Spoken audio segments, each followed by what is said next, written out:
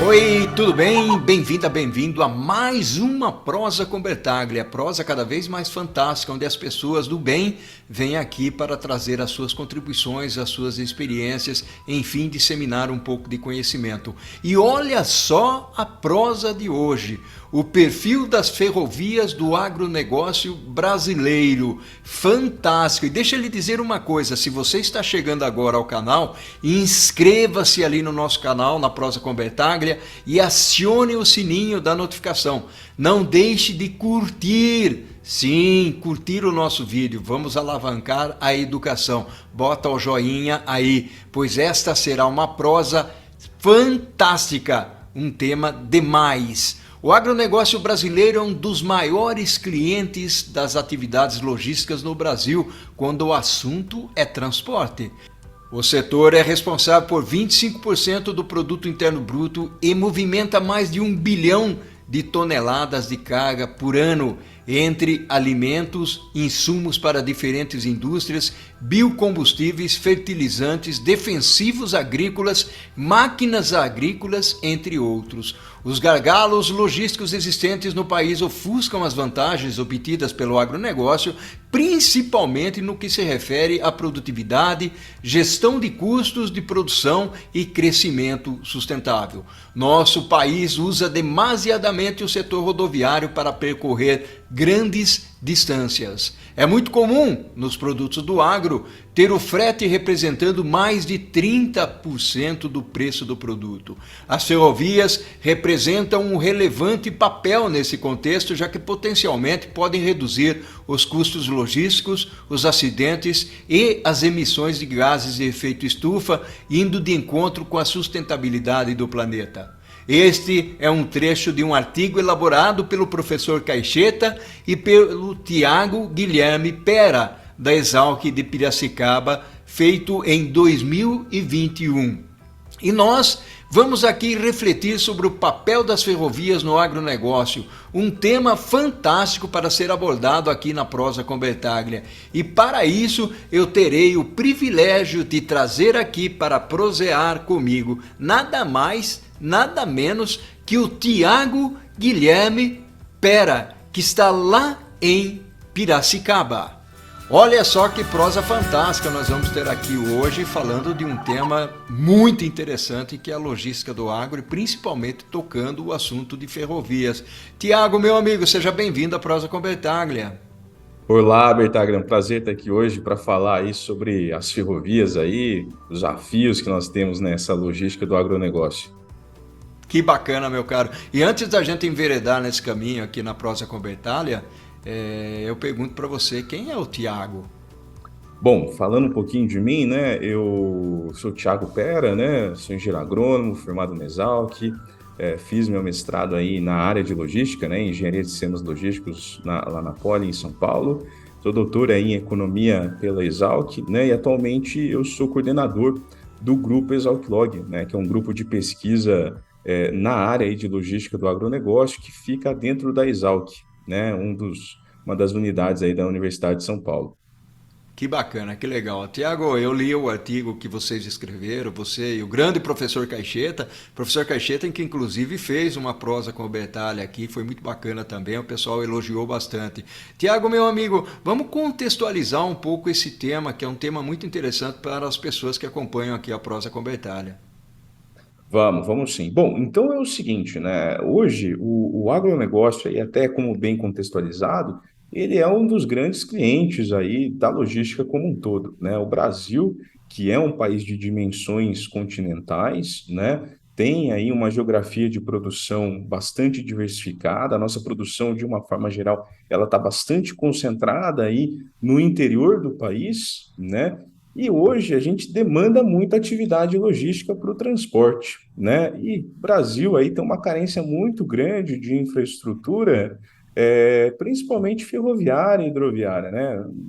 Todo mundo aí já conhece muito bem a matriz de transporte do país, mas de uma forma geral, a gente utiliza muito aí o transporte rodoviário para as longas distâncias, que é um transporte de baixa eficiência energética, né? 2 quilômetros por litro é uma média aí de rendimento de consumo de combustível no transporte rodoviário. E a ferrovia ela é importante para reduzir custo, para as emissões, né, redução das emissões, para ampliar essa competitividade aí do setor do agronegócio, né? Quando a gente compara, né, por exemplo, a matriz de transporte, que ela é bastante desequilibrada do Brasil, que é um país de dimensões continentais, com outros países aí, como Estados Unidos, China, Índia, né, que são países aí de dimensões continentais também, como o Brasil, a gente observa que lá o pessoal tem uma dependência menor das rodovias para o transporte de cargas, né? E aqui no Brasil as coisas estão invertidas, né? E esse é um grande desafio que nós temos aí para reduzir os nossos custos, para ampliar essa competitividade do setor, né? E por que que o Brasil tem essa matriz desequilibrada? Tem muito a ver com a questão aí da sua oferta de infraestrutura, né? Nós temos aí 211 mil quilômetros de rodovia frente a apenas 30 mil quilômetros de ferrovia. E desses 30 mil quilômetros de ferrovia, apenas um terço de fato tem operação comercial no país, né? Basicamente, essa malha ferroviária, ela foi construída aí até o século XIX. Muita pouca coisa foi feita aí no último século em termos de ferrovia, e agora a gente tem visto uma série de mudanças que são bastante positivas aí para o setor ferroviário e também para o agronegócio. Bacana. E aí, Tiago, no estudo que vocês fizeram aí, vocês elencaram inclusive algumas empresas do transporte ferroviário. Eu gostaria que você elencasse quais são as maiores, não necessariamente as mais importantes, mas e que tipo de produto que a gente movimenta pelas ferrovias, o Tiago. Aliás, aqui, parabéns pelo artigo, um artigo fantástico. Eu li o artigo, ele é extenso, mas é muito bacana. Não, legal, legal. Então, eu vou até comentar rapidinho aqui como é que se deu o processo aí até do surgimento dessas empresas, né? Porque, basicamente, o governo federal e os governos estaduais eram os detentores das ferrovias no país até aí o último século, né? Então, lá na década de 1990, começou um processo de eh, concessão, né? Então, a malha, a rede ferroviária do brasileira, ela foi recortada em diferentes malhas. E para cada malha foi feita essa concessão e cada empresa foi assumindo aí essa concessão por um período de 30 anos. Inclusive agora, né, recentemente, a gente tem visto renovações antecipadas aí por parte dessas empresas e muitas empresas que ganharam lá atrás, elas venderam suas participações para as outras empresas. Agora, quem hoje são as maiores aí, né? Basicamente, a gente está falando em Rumo, né? Rumo Logística. Hoje, a Rumo ela detém aí uma série de malhas ferroviárias no país. A gente está falando da Malha Norte, que é uma importante malha aí que conecta o Mato Grosso até o Porto de Santos, né? A Malha Sul, que conecta todos os estados da região sul do país, a Malha Oeste, que conecta ali, né, o Mato Grosso do Sul e São Paulo, né? Temos também aí a Malha Paulista, que também faz parte da Rumo Logística, que basicamente envolve toda a movimentação de carga do estado de São Paulo para o Porto de Santos. E recentemente, né, nós tivemos a concessão aí da ferrovia Norte-Sul, né, o trecho ali envolvendo do Tocantins até Estrela do Oeste em São Paulo, que integrou a malha central da Rumo, né? Então a Rumo hoje ela concentra uma série de malhas, né? Na sequência, um outro operador importante, outra empresa ferroviária grande para o segmento do agronegócio é a VLI, né? A VLI que opera duas importantes ferrovias no país, uma parte é a Norte-Sul, tramo norte, né, envolvendo Tocantins até ali o estado do Maranhão, e a Ferrovia Centro-Atlântico para movimentação aí de cargas agrícolas, né? Agora, quais são os produtos hoje que a gente tem observado maior movimentação, né? Bom, de uma certa forma, a ferrovia ela é importante para o setor de commodities, né? Porque é um transporte mais barato, né? E normalmente a ferrovia tem uma característica dela ser lenta, né? Então, para commodity aí ela é a mais recomendada. De uma forma geral, basicamente a gente tem um grande volume para minério de ferro, né? Basicamente tudo que a gente opera aí de minério de ferro corresponde a todo o volume do agronegócio, né? E o minério de ferro é uma carga extremamente cativa da ferrovia, não dá para movimentar por caminhão, né? Mas então, tirando aí o minério de ferro, aí sim o agronegócio ganha uma grande representatividade. Inclusive, temos malhas ferroviárias no país que só movimentam cargas agrícolas praticamente. E que tipo de produto normalmente se movimenta, né, em termos de cargas aí agrícolas? Né? O maior volume é aí grãos, né? A gente está falando aí soja, milho, né? Farelo de soja. Na sequência, tem aí a movimentação bastante expressiva de açúcar, principalmente do interior do estado de São Paulo para exportação, né? E recentemente nós temos observado bastante um volume cada vez maior de fertilizantes, né? O Brasil tem uma dependência muito grande aí da importação de fertilizantes, e aqui acaba sendo uma operação reversa, né? A gente chama de frete de retorno. Então, desce carga aí para Santos, né, Paranaguá, com grãos e acaba voltando aí com fertilizante. A ferrovia tem aumentado bastante aí esse volume, né, para o setor de fertilizantes. Que bacana, fantástico esse tema que você trouxe aí. E realmente, quando você fala matriz de transportes, é um negócio ainda bastante complexo. Nós precisamos evoluir. Eu costumo dizer que quando a gente fala das ferrovias, Visconde de Mauá se mexe lá no túmulo, né? Ou seja, é uma situação bastante difícil. Mas nós vamos apostar e vamos acreditar que no futuro a gente acaba investindo bastante aí. Como é que é essa matriz, quando a gente fala da exportação e de produção? Você falou de centros produtivos, principalmente interior, pequenas cidades, né, o interior dos estados. Né? E como é que é essa relação entre a exportação, a produção? Né? Você falou um pouquinho aí do transporte rodoviário e a concentração também de algumas commodities na ferrovia. Eu gostaria que você passasse por esse ponto. E tem um outro aí que você falou sobre uma situação da ferrovia que é um transporte lento. Né? O quanto é lento? Você tem esse dado? Sim, sim, vamos lá. Então é o seguinte, né? Vamos falar aí sobre essa questão da matriz, né, de transporte no país, e daí eu falo um pouquinho do agronegócio e o que que a gente tem observado aí ao longo do tempo, né, que tem algumas informações interessantes. Mas basicamente, olha, se a gente observa lá, 60% das cargas hoje no país são transportadas pelo transporte rodoviário, ou modal rodoviário, né? Que é um transporte de baixa eficiência energética, no caso de cargas agrícolas tem uma relação de rendimento de consumo de combustível aí de 2 quilômetros por litro, ou equivalente, para quem gosta, né, algo em torno aí de 75 toneladas quilômetro útil por litro, né? Enquanto que a ferrovia ela é já mais eficiente, tem aí uma participação na matriz total de transporte no país de 20%, né? E um rendimento de consumo de combustível aí por volta de 200 tonelada quilômetro por litro, ou seja, ela é muito mais eficiente, né? Principalmente para as longas distâncias, né? Agora, o que que acontece no segmento do agronegócio, né? Se a gente compara 2010 até aí 2020, a nossa produção, ela saltou, né? E aqui produção do quê? De soja, milho, açúcar, farelo de soja, né? Ela saltou algo em torno aí de 190 milhões de toneladas, né, para 310 milhões de toneladas. Aumentou de forma bastante expressiva, quase que duplicou aí. Teve um crescimento bastante elevado, né? E mais ainda, né? A gente já está falando que o setor aí de grão já vai produzir quase 300 bilhões de toneladas aí para o próximo ano. É algo bastante significativo. Agora, a ferrovia, ela passou de uma movimentação de 80 milhões de toneladas para 160 milhões de toneladas. Ela praticamente aí duplicou, né, o seu volume. Agora, quando a gente fala em ferrovia, uma característica muito importante do Brasil é que basicamente 90% do que é movimentado na ferrovia é para exportação, no mínimo 90%. Para alguns segmentos aí é 100%, né?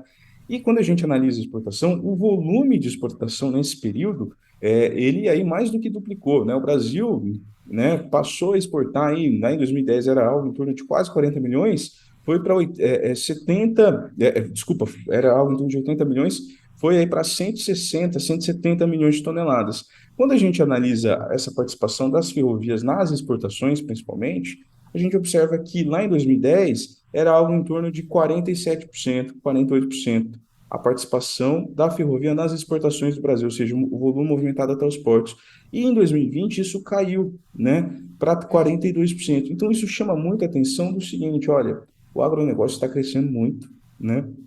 A nossa infraestrutura ela não está conseguindo acompanhar esse crescimento, né? Ou seja, para a gente usufruir desse benefício, né, da diversificação da matriz de transporte, da ferrovia, é importante que a ferrovia, né, ela cresça mais do que aí, principalmente as nossas exportações. né? Do contrário, a gente vai ficando cada vez para trás, né? Perdendo competitividade. E mais ainda, né? Se a gente analisa especificamente aí, né, os dados de projeção do crescimento do agronegócio, né, o Ministério da Agricultura dá conta de que o agronegócio vai crescer em termos de produção nos próximos 10 anos em 30%. Então, a ferrovia ela tem que crescer no mínimo nessa proporção para que as coisas hoje fiquem mais ou menos como estão, né? Do contrário, a gente vai ter uma situação piorada lá na frente, né? Agora, pegando o gancho da questão da velocidade média, de fato, olha, hoje a velocidade média no transporte ferroviário, ela é relativamente baixa, algo em torno aí de 25 a 35 quilômetros por hora, depende aí do relevo, né, da região, né? E o rendimento de consumo de combustível dela é algo em torno aí de 170 a 200 toneladas quilômetro útil por litro, né? Quando a gente compara com o rodoviário já tem aí uma velocidade média de 60 quilômetros por hora, né? E uma relação de rendimento-consumo aí de 70, algo em torno de 70 toneladas quilômetro útil por litro de óleo diesel. Quer dizer que na realidade, se nós formos avaliar bem, em termos de sustentabilidade, a ferrovia ela tem pelo menos 3 vezes de vantagem em relação ao transporte rodoviário aí. Agora, em termos de atendimento, velocidade, o transporte rodoviário ele tem pelo menos uma velocidade ao inverso, né? A matriz é inversa, ou seja, uma proporção de 3 vezes mais veloz do que seria a ferrovia. Estou correto nessa leitura? Sim, sim, exatamente. A gente acaba tendo um trade-off, né? A ferrovia tem esse componente mais barato em termos de custo variável, né? Principalmente relacionado ao diesel, né? Uma emissão menor, só que por outro lado ela acaba tendo um tempo de viagem maior em relação aí ao rodoviário. E aí, até em função dessa característica, né? Muitas vezes acaba não sendo muito vantajoso o uso da ferrovia para alguns segmentos, né? Então, o setor industrial, por exemplo, talvez para eles não sejam tão interessante assim a ferrovia, teria que ter uma redução muito grande no custo do frete ali para viabilizar uma operação via ferrovia. Muito diferente do setor aí de commodity, né? Que o pessoal tem um interesse maior, praticamente, aí, em reduzir custo. Então, quanto mais barato a ferrovia tiver, melhor, né? Independente da questão aí, muitas vezes, do tempo de viagem, né? Bacana. Ô, Tiago, eu queria pegar um gancho do que você está falando aí, que é a parte de fretes, e conversar sobre isso, principalmente no segundo tempo aqui da nossa prosa. Por incrível que pareça, o tempo voou, você tem trazido aí uma contribuição fantástica, muito bacana mesmo, e nós vamos para o segundo tempo aqui, o Tiago, e não vamos nos esquecer de curtir aí o nosso vídeo, que o Tiago está trazendo uma contribuição muito legal. Curtir, se inscrever, acionar lá o sininho da notificação. Tiago, vamos nessa? Vamos nessa, vamos nessa. Curtem aí o vídeo. Olha só que prosa legal, fantástica que nós estamos tendo aqui com o Tiago. Tiago, muito obrigado aí pela sua contribuição, gratidão enorme. Vamos seguir aqui, que o pessoal está sedento de conhecimento, saber um pouco mais sobre esse assunto das ferrovias aí. E eu gostaria de embalar, porque no finalzinho do primeiro tópico você comentou sobre a parte de frete. Eu queria saber quais são aí, basicamente, os componentes do valor do frete ferroviário e, ao mesmo tempo, para deixar você navegar mais tranquilo, né, quais são as operações existentes nesse modal, quer dizer, o que compõe em termos de operações o modal ferroviário e quais são as mais relevantes, principalmente na formação do frete, o Tiago? Legal, legal. Vou tentar juntar tudo aqui numa resposta. E aqui é o assunto polêmico aí da ferrovia, né? Quando se fala em ferrovia, sempre se fala aí na questão do frete ferroviário, né? Porque o que se espera, né, normalmente, é que o frete ferroviário ele seja mais barato do que o rodoviário, justamente por ele ter essa característica de ser um transporte de uma maior eficiência energética, né? E aqui tem muita briga entre os embarcadores, né, os donos das cargas, com os operadores ferroviários, né, as empresas de transporte ferroviário, nessa definição do valor do frete, né? Então, normalmente, no Brasil, para o segmento aí do agronegócio, o preço do frete ferroviário ele acaba sendo formado em cima do frete rodoviário equivalente. né? Então, olha-se ali quanto que está o preço do frete rodoviário no mercado, né? Ó, tá R$ 100 por tonelada, né? Para aquela faixa de distância equivalente. E aplica-se um desconto para compor esse frete ferroviário, né? Então, na média, esse desconto tem girado aí de 5% a 30%, né? Dependendo da região, né? Do produto, do operador ferroviário e tudo mais. E esse modelo tem sido muito criticado, né, por parte dos embarcadores, porque acaba não trazendo um benefício maior que a ferrovia poderia ter, né? E hoje, né, basicamente, aí o que acaba acontecendo? A conta que o embarcador ele precisa fazer é a seguinte, né?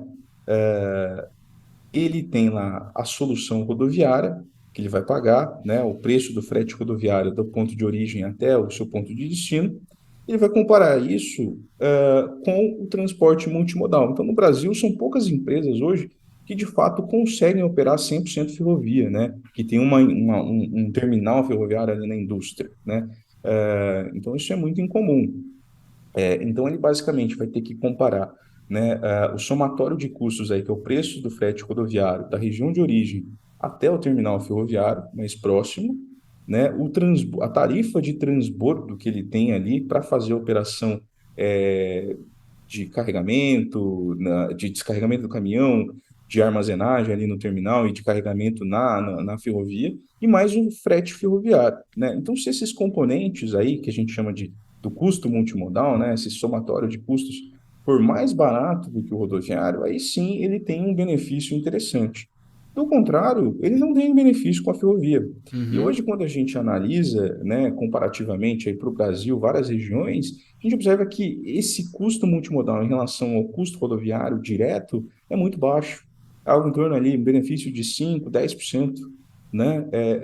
Dá para expandir ainda mais, né? E aí, como que faz, né, para expandir mais ainda esses custos, né? Colocando aí novas ferrovias em operação no país, né? Fomentando concorrência. E aí temos visto uma série de iniciativas nessa linha, né? Recentemente, até puxando um gancho aí, nós temos um projeto muito interessante, que é o de ferrovias privadas, né? Então, até então, como que é esse processo de construção de ferrovia? Normalmente, o governo constrói e faz a concessão para a iniciativa privada.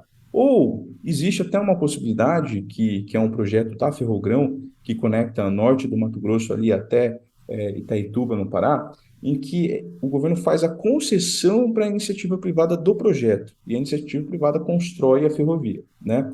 E existe agora uma via muito interessante que é a ferrovia privada, né? Ou seja, as empresas que têm interesse em construir uma ferrovia, né, seja um embarcador, né, uma indústria grande, por exemplo, ela pode fazer uma solicitação, né, para o governo e falar, ó, eu tenho interesse em construir essa ferrovia aqui, conectando a minha indústria até a ferrovia mais próxima, né? O governo dá autorização e aí a empresa executa aí essa operação e ela é dona dessa ferrovia, está sujeita a uma regulação e tudo mais, mas é algo bastante interessante para incentivar aí, principalmente essa chamada short lines, linhas curtas, né? E é uma estratégia muito interessante para adensar mais a nossa malha ferroviária, que não é bem uma malha, né? São linhas aí espalhadas no Brasil.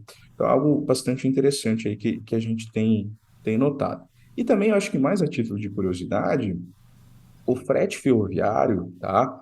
Ele existe um valor máximo para ele, né? Então, na rodovia, né, no transporte por caminhão, a gente tem o piso de frete, que é um valor mínimo de frete. No Uhum. caso da ferrovia, é o contrário, né? Tem o teto ferroviário, né? Então, a Agência Nacional de Transportes Terrestres, ela é responsável por fiscalizar se as empresas ferroviárias elas estão cobrando um preço do frete acima desse valor estabelecido aí, que acaba sendo a tarifa máxima ferroviária, né? Então, é uma forma de coibir práticas, né, aí oligopolistas, né, ou monopolistas aí sobre os embarcadores, né? Interessante esse tema que você trouxe, principalmente pelo lado do interesse do embarcador, porque na realidade eu diria que, a grosso modo, aqui, raciocinando bem rapidamente, dois seriam os interesses. Né? O primeiro deles é o quanto eu sou competitivo e estratégico em termos de velocidade, fazer o meu produto chegar ao destino, e o outro é o quanto eu pago. Né? Na realidade é colocar na balança esses dois componentes aí. Então esse seria uma forma, inclusive, de atrair aí o embarcador para poder utilizar essas empresas ferroviárias. O outro ponto que eu gostaria de saber de você, ô Tiago, aí usando a sua experiência, seu conhecimento, quais são as modalidades de contratação que existe? Por exemplo, o embarcador quer contratar uma empresa ferroviária para fazer um determinado transporte. A gente sabe que pode existir vários tipos de modalidade de contrato, mas quais são eles? Eles se diferenciam muito da modalidade rodoviária? Como é que é? Sim, sim. Inclusive, a gente tem visto aí um certo dinamismo nisso, né? Mas basicamente hoje você tem várias formas de fazer operações com a ferrovia, tá? A primeira delas é via mercado spot, né? Então é uma contratação pontual, né? Em que o embarcador consulta ali a ferrovia para fazer um par origem-destino para um determinado volume, né, de carga, qual que é o preço do frete que está sendo negociado ali no mercado, e normalmente essa precificação ela ocorre muito em cima do rodoviário, o que está acontecendo no rodoviário, aplica-se esse desconto para se chegar no ferroviário, né? Existe uma outra modalidade que daí já é contrato, né, contrato de longo prazo. Longo prazo aqui a gente está falando mais de um ano, mas tem contratos que são de 10 anos, 15 anos, e aí acaba sendo um relacionamento mais estratégico do embarcador com a ferrovia. Inclusive, alguns embarcadores até colocam ativos ferroviários ali na operação para fortalecer esse relacionamento, né? E aí o contrato, como é que funciona? Normalmente, define-se ali um volume, né, que precisa ser movimentado, trava-se um preço de frete ferroviário que vai ser operado e adota-se algum critério de reajuste, né, desse frete ferroviário, normalmente em função aí do preço do óleo diesel ou até mesmo acompanhando o preço do frete rodoviário que está acontecendo no mercado, para sempre manter aí esse frete ferroviário competitivo em relação ao que se observa no mercado rodoviário.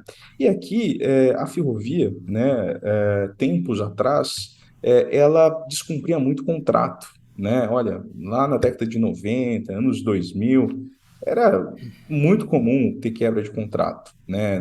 O embarcador estava esperando chegar lá, 50 vagões para ele em tal data, não chegava. Onde estavam os vagões? Ah, estava rodando em outro corredor que estava sendo mais interessante para ela. Então, os agentes do setor aí acabaram fazendo, né, delimitando uma cláusula chamada de take or pay, em que basicamente o embarcador ele é obrigado a pagar o valor do contrato, independente se usar ou não aquela capacidade que foi contratada. Da mesma forma que a ferrovia é obrigada a movimentar aquele volume, né? E caso ela não consiga, existe algum tipo de ressarcimento, aí ela vai ter que pagar alguma coisa para o embarcador, né? Pode ser o frete rodoviário equivalente ali para aquela operação, algum crédito de frete e tudo mais, né? Então, essa é uma característica importante aí. E há ainda situações em que um embarcador investe na ferrovia. Ele já tem um contrato aí de 15 anos, 20 anos, e acaba inserindo ali, por exemplo, vagões ou investindo em terminais, né, para ganhar eficiência, e isso acaba batendo, né, de certa forma, aí, do custo dele, acaba sendo uma relação vantajosa entre os embarcadores com as ferrovias. Agora, um importante ponto a ser destacado é que quem acessa hoje a ferrovia no agronegócio, né? Normalmente são grandes players. Dificilmente um pequeno produtor rural vai conseguir acessar a ferrovia. Dificilmente uma pequena cooperativa vai conseguir acessar a ferrovia, né? Ela dá preferência normalmente para aqueles que têm grandes volumes, né? Uma cadência maior para ser movimentada ao longo do ano. Isso tem mudado ao longo dos últimos anos. A gente tem visto uma melhoria na produtividade operacional das ferrovias, né? Fruto de uma série de investimentos do setor privado, né? E um acesso cada vez maior aí dos médios, né? Porque até então, anos atrás, somente os gigantescos conseguiam acessar as ferrovias. Hoje, os grandes já conseguem, né? Inclusive, os médios, alguns conseguem acessar. E a tendência é que talvez os pequenos consigam acessar a ferrovia de alguma forma no futuro aí. Bacana, bacana. Que contribuição fantástica. O que eu gostaria de ouvir um pouco de você também é, como todo business, como todo negócio, o pessoal usa muito a parte dos indicadores, né? Quais são os indicadores econômico-financeiros que são importantes a gente pensar, avaliar aí? Alguns deles, né? Logicamente a gente deve imaginar que deve ter um monte, né? Uma grande quantidade, mas quais seriam os principais, Tiago, que você poderia compartilhar aqui conosco? Olha, o primeiro ponto é o seguinte, né? As ferrovias, elas são lucrativas, né? Essa é uma dúvida que paira aí, que até se a gente for analisar indicadores econômicos e financeiros das empresas, é um indicador importante, né?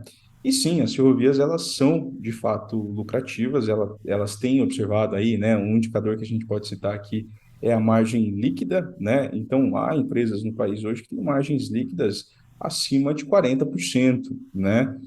Então, é algo bastante interessante, né? Além disso, um outro indicador importante acaba sendo aí o retorno em cima do capital investido, que é o ROIC, né? Então, esse indicador do retorno também demonstra aí um nível bastante elevado, né? Algo em torno aí de 15%, algumas malhas chega a 20%, né? Ou seja, significa que para o acionista, né? E para o banco ali, para o credor, né? Está sendo muito interessante aquele negócio, né? Além disso, um outro indicador importante é aí o EBITDA, né? Então, o fluxo, a geração de caixa das empresas, o que é bastante elevado. Mas tem um específico que eu gosto bastante, que é a relação aí, né, do saldo de infraestrutura, que basicamente ele mensura qual que é o investimento que foi realizado em infraestrutura, né, pela empresa, descontada a depreciação. Então, a gente observa que muitas empresas estão com saldo de infraestrutura, ou seja, elas estão investindo mais em criar infraestrutura e repondo a depreciação, né? Porque quando a gente tem um saldo negativo, significa que a depreciação foi maior do que o investimento que ela faz em infraestrutura, né? E quando a gente analisa isso para as rodovias, a gente observa que para as rodovias a depreciação, né, acaba sendo maior do que os investimentos em rodovia, ou seja, o saldo negativo, a gente está perdendo mais capital em infraestrutura. Para a ferrovia, a gente observa que está aumentando mais, então é algo bastante interessante aí.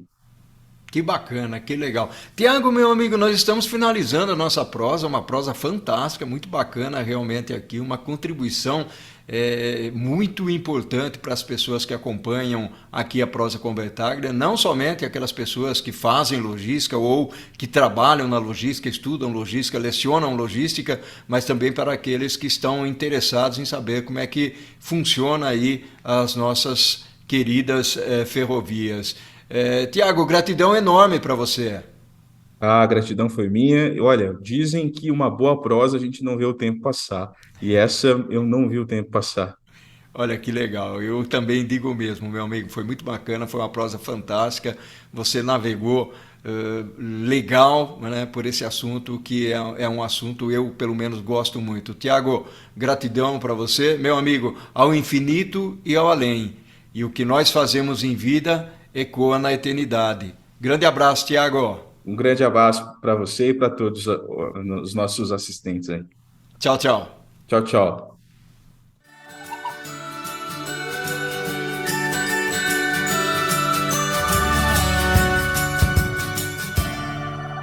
Ao infinito e... Amém!